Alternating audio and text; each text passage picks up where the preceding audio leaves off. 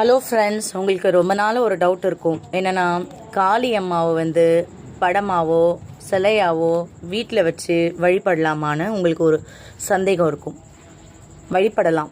யாரெல்லாம் வழிபடலாம், யாரெல்லாம் வழிபடக்கூடாது அப்படின்றத நான் உங்களுக்கு இன்றைக்கி சொல்ல போகிறேன். ரொம்ப வயது முதிர்ந்தவர்கள், அதாவது மென்சஸ் பீரியட் நின்றுடுச்சுன்னா டோட்டலாக ஸ்டாப் ஆனவங்க, 50 வயசுக்கு மேலே இருக்கிறவங்க வச்சுக்கலாம் வீட்டில். கன்னிப்பெண்கள் இருக்கிறவங்க வீட்டில் வச்சுக்கக்கூடாது. நெக்ஸ்ட்டு வந்து கணவன் மனைவி இருந்து வசிக்கிறவங்க, அவங்க அந்த காளி அம்மாவோட படத்தை வச்சுக்கக்கூடாது வீட்டில். அந்த நெக்ஸ்ட்டு வந்து தான் வாழ்க்கையில் வந்து எல்லாமே முடிஞ்சு போச்சு அப்படின்னு நினைக்கிறவங்க, அதாவது நான் சொன்ன மாதிரி அவங்க வந்து என்றைக்கு வந்து காளியை வழிபடுறாங்களோ அன்றைக்கி வந்து வாழ்க்கையில் வந்து உங்களுக்கு வந்து அவள் வந்து உங்களுக்கு தாயாக நின்று உங்களை ஒரு குழந்தையாக பார்த்து உங்களுக்கு வந்து அவள் வந்து உங்களுக்கு எல்லாத்தையும் நீங்கள் வேண்டுறது எல்லாத்தையுமே, அதாவது மற்றவங்களுக்கு கெடுதல் கொடுக்காத எல்லா விஷயத்தையுமே உங்களுக்கு கொடுப்பா. ஆனால் நீங்கள் காளி தாயோட பக்தியாக இருந்தீங்கன்னா டெஃபினட்டாக உங்கள் வாழ்க்கையில் நிறைய பாடம் உங்களுக்கு சொல்லிக் கொடுப்பா தாய்.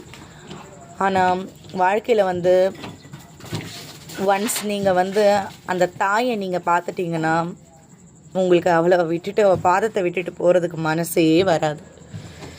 எப்படி ஒரு தாய் ஒரு குழந்தைய வயிற்றில் சுமக்கிறாளோ அந்த மாதிரி ஒவ்வொரு நொடியும் உங்களை சுமந்துட்டே சொல்லுவாள், உங்களுக்கு சொல்லிகிட்டே இருப்பாள். ஒரு விஷயமும் சொல்லிகிட்டே இருப்பாள். நீ எப்படி பண்ண அப்படி பண்ண எல்லாமே உனக்கு நின்று ஒரு வழிகாட்டியாக இருப்பாள், உனக்கு ஒரு ஆதரவாக இருப்பாள்.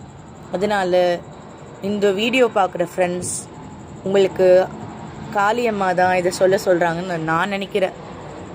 நான் ரொம்பவே இந்த ரிலீஜியஸ் அந்த ஸ்பிரிச்சுவல் அதெல்லாமே கொஞ்சம் ரொம்பவே ஆஸ் அ சைக்காலஜிஸ்டாகவே நான் ரொம்பவே அதெல்லாம் ரொம்பவே ஒரு இதுவாக தான் நான் தூரமாக நின்று தான் பார்த்தேன். பட் ஆனால் உள்ளுக்குள்ளே வரும்போது தான் அது ரொம்பவே ஒரு நம்மளையே அறியிற ஒரு சக்தி அந்த தெய்வம் அப்படின்றது எனக்கு காட்டுது. அதனால் நீங்களும் வழிபட ஆரம்பிங்க. உங்களுக்கும் அவள் வந்து நல்லது செய்வான், அந்த தாய் நல்லது செய்வான். நிச்சயம் உங்கள் வாழ்க்கை மாறும். சரிங்களா? வருத்தப்படாதீங்க. உங்கள் வாழ்க்கையை மாற்ற தான் அவள் இன்றைக்கி என்னை ஒரு சின்ன கருவியை வச்சு உங்ககிட்ட சொல்கிறாள். அதனால் வருத்தப்படாதீங்க.